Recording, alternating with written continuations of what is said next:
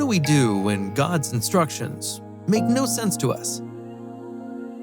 God's instruction about soil management in Leviticus 25:3-4 is an example of God's invitation for His children to trust Him. For 6 years, sow your fields, and for 6 years, prune your vineyards and gather their crops.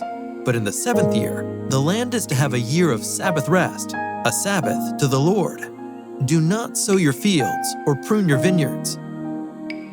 Today, we know some of the benefits of putting the land to rest through knowledge acquired in agricultural science. But in those days, after receiving such an unusual instruction, the Israelites could indeed wonder what they would eat in the 7th year if they did not plant or harvest. Nevertheless, it was an invitation to trust. Interestingly, there are no reported instances of someone dying of starvation for keeping this strange command. God's order was backed up by a promise. Follow my decrees and be careful to obey my laws, and you will live safely in the land. On one occasion, a pastor accompanied by an elder visited a low-income family of the church. They were gladly welcomed and had a great time fellowshipping together.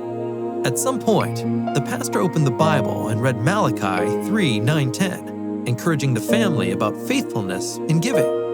Upon completing their visit, the elder shared with the pastor that he was very uncomfortable with the text he read because this family was struggling financially. Gently but firmly, the pastor responded, "I wanted to ensure that they are not missing God's blessings." Have you ever gone through situations where God's instructions do not seem to make any sense to you? Remember the words of the hymn, "Trust and obey, for there's no other way to be happy in Jesus." As we worship God with our tithes and promise, regular and systematic offerings, may we put our desires last and God first.